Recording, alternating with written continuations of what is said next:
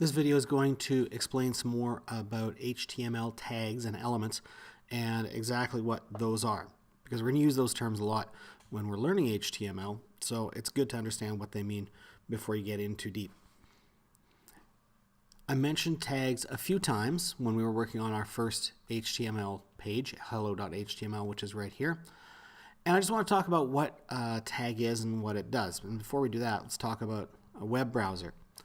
A web browser is a program that displays web pages, and the instructions to the browser is a kind of code called HTML, which is short for Hypertext Markup Language. You probably don't need to remember what it stands for, but just to remember that the code is HTML. In an HTML file, there's normal text, like this title that says, "This is my first web page," or "Hello World," or "This is my first web page.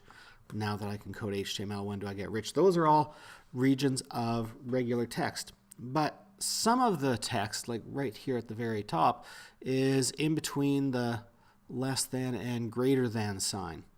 And we all refer to the less than and greater than sign when they're used that way as the angle brackets. The angle brackets, along with whatever is inside them, is called a tag. And a tag is an instruction to a web browser. Like this doctype tag at the start, it tells the web browser what kind of page this is. And the HTML tag right here is an instruction to the web browser that tells it that, hey, here's some HTML code starting up. The browser only understands some certain preset tags, and you can't make your own up. Part of learning how to code HTML is learning what these different tags are and how you can use them. And computers are pretty dumb, so if you make a typo, the computer can't get what it is that you meant. So if I were to type in HEDD instead of HEAD, I kind of mistype of the word head there, misspelled. The computer doesn't understand, oh, he's trying to use a head tag. No, if you don't get it right, it doesn't understand. And you can get some strange errors happening as a result of that. Sometimes it's difficult to figure out where the problem is. So it's good just to make sure that you're typing everything accurately as you go along. Some tags are found on their own, like this first one here, the doctype. But most tags will come in pairs. In the head tag, for instance, we've got this tag head. And later on, we've got this one, /head. And all of this is an instruction to the web browser that, head is an instruction saying, hey, this is the head region of the web page.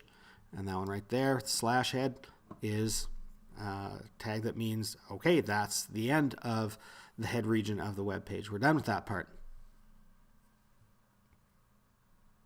Here's, for example, another example. There's the title. That's an instruction to the web page. Everything that follows is a title. And it goes along until it gets to the /title tag.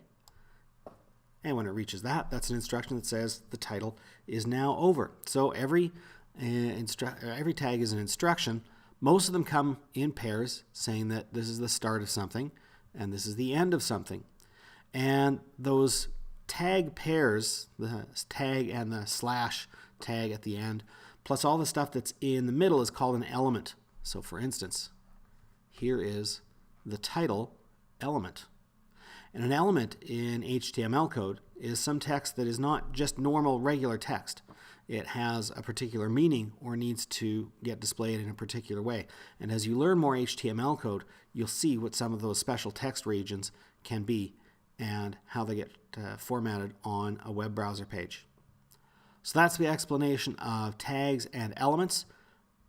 Understanding those does make it easier to learn more HTML and become a better web page designer as you go along and get practicing.